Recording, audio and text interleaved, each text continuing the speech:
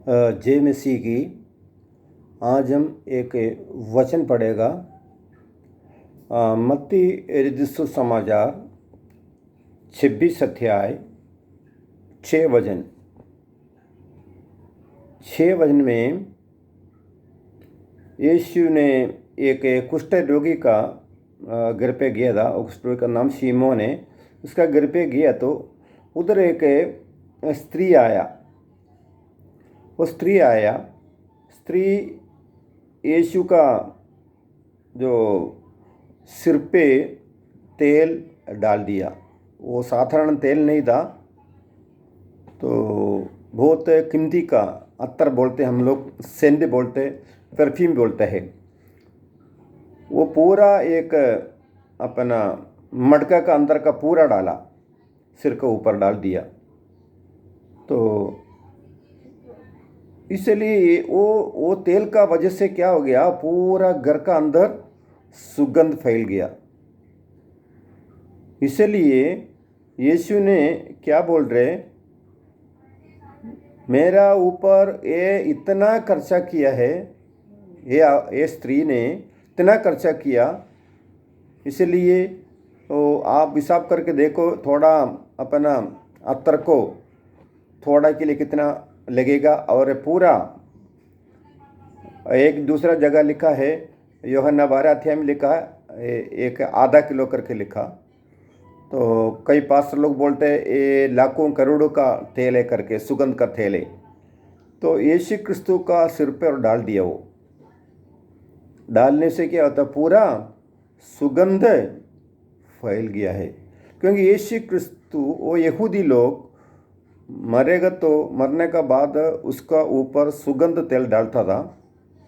इसीलिए यीशु ने क्या बोलते, ये स्त्री, मैं अभी सारी मानव जाति को उद्धार के लिए क्रूस पर चढ़ने वाला है।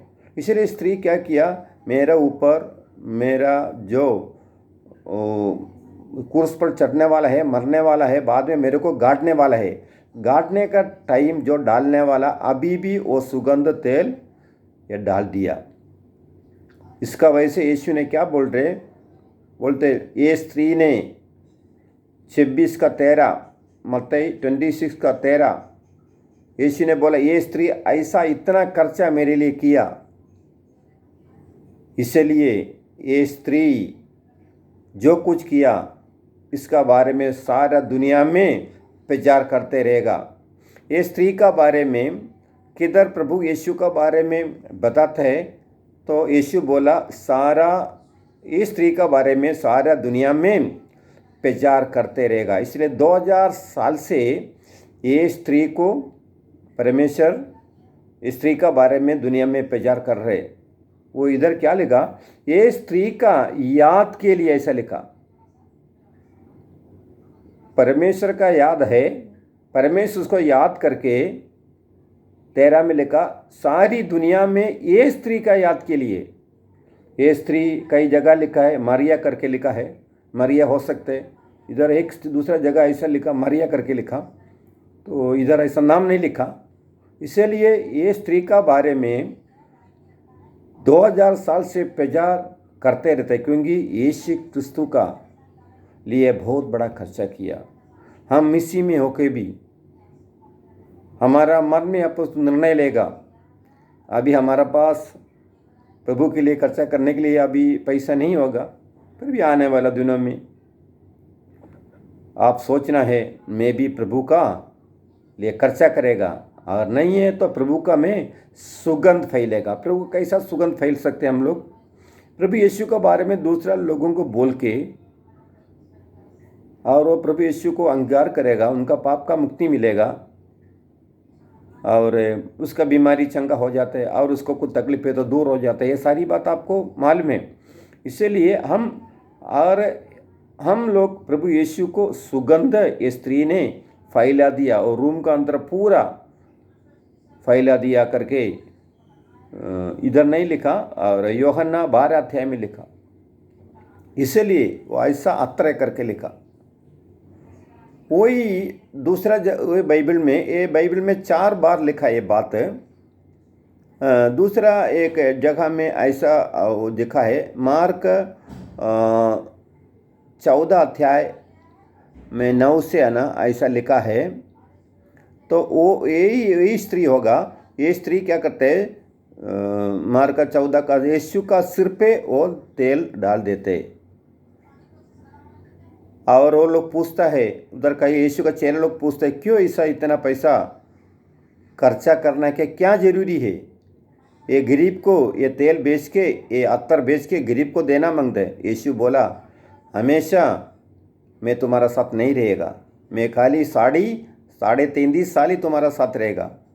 मैं अभी 1 हफ्ता का बाद, नहीं तो 2 हफ्ता का बाद, नहीं तो 1 महीने का बाद क्रूस पर चढ़ने वाला है करके यीशु बोला। इसलिए उधर भी लिखा है सुगंध का तेल यीशु का सिर का अंदर डाल दिया, इसलिए वो बहुत महंगा करके लिखा उधर।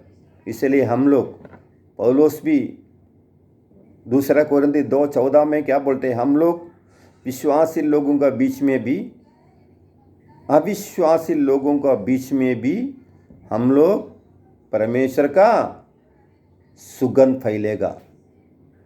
हम लोग विश्वासी का साथ में भी यीशु का सुगंध बोलते, बाइबल का वचन के अनुसार जीते हुए भी हम लोग एक अच्छा साक्षी करके, जीते हुए भी हमारा पुराना स्वभाव छोड़ के ये प्रभु यीशु में आने का बाद एक अच्छा पवित्र जीवन बिताते हुए भी यीशु का सुगंध हम फैलने का। तो परमेश्वर बहुत आपको परमेश्वर याद करेगा। ये स्त्री तेल डाला, इसका वैसे यीशु क्या बोला, इसको याद के लिए, आपको परमेश्वर याद करने के लिए ये वचन का अनुसार प्रभु यीशु का आप सुगंध फैलना है। अभी आपको मालूम है, अभी पहले शमूएल 1:19 में क्या लिखा, हन्ना को बच्चा नहीं था, हन्ना बहुत रो रो के प्रार्थना किया। 1 साल का बाद परमेश्वर उसको एक बच्चे दिया, वो बच्चे का नाम है शमूएल। उधर क्या लिखा, पहले शमूएल 1:19 में, परमेश्वर हन्ने को याद किया, परमेश्वर हन्ने को याद किया। इसलिए अभी उत्पत्ति 40 अध्याय में जोसेफ ने बोला, उनका जोसेफ जब भी जेल में था, बंदीगृह में था, जेल में था, उनका दोस्तों को बोला, जब भी तुम राजा के पास जाएगा मेरा बारे में थोड़ा बताओ। तो वो लोग भूल गया, राजा को नहीं बताया। एक अच्छा व्यक्ति है, एक यूसुफ करके जेल में है, वो कुछ गलत नहीं किया, बहुत अच्छा व्यक्ति है करके राजा को बताने के लिए यूसुफ ने जो छुटकारा मिला कैदी को बोला, कैदी भूल गया। इसलिए मनुष्य अपने को भूल जाएगा। इधर हन्ना को परमेश्वर बराबर रो रो के प्रार्थना की। पहले शमूएल किताब 19 तक पढ़ेगा,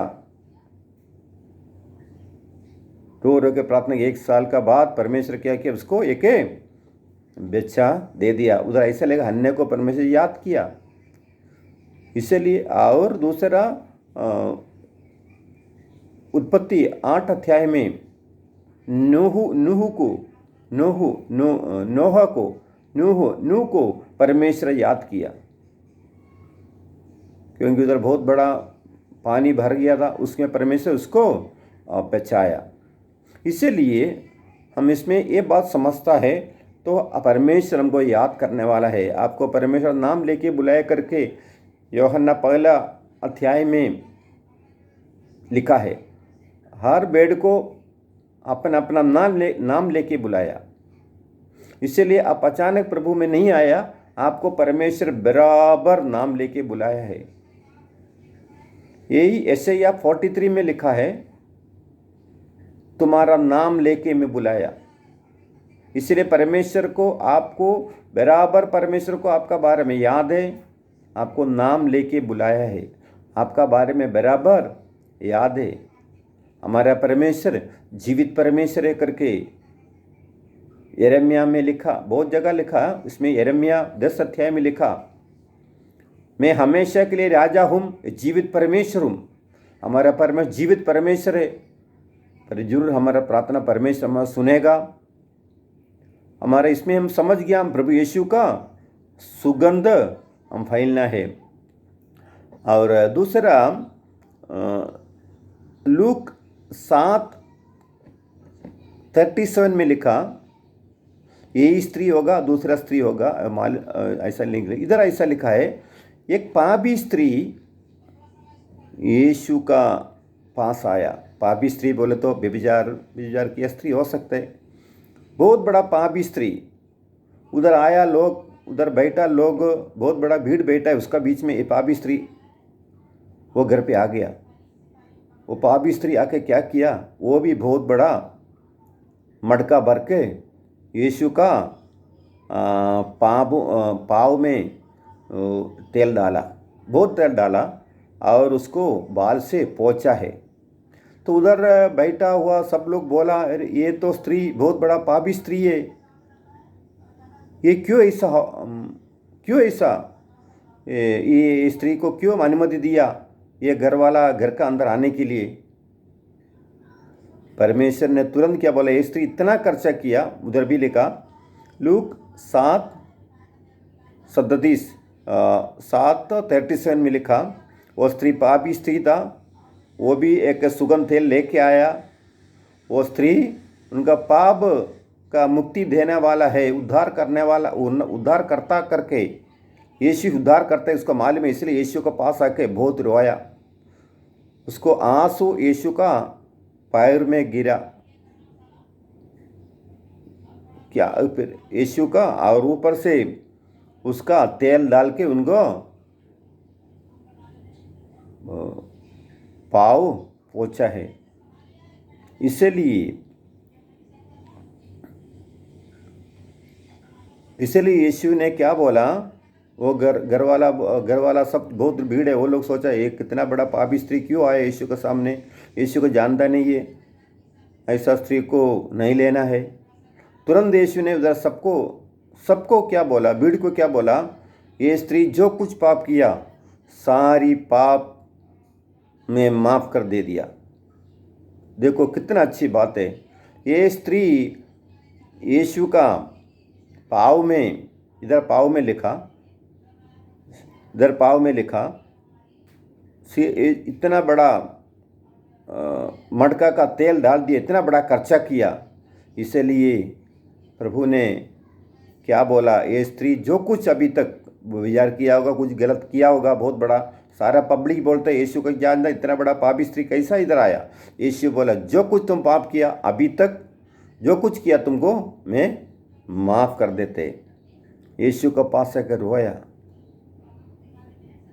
वो तेल डाला और उसका बाल से पोंछने से यीशु क्या बोलते हैं, स्त्री का सारी पाप में मुक्ति दे चुका है। इसलिए हम लोग भी अभी देखो, वो स्त्री व्यभिचार किया, स्त्री है करके ऐसा पाप, बहुत बड़ा पापी स्त्री करके लिखा, वो व्यभिचार किया स्त्री होगा।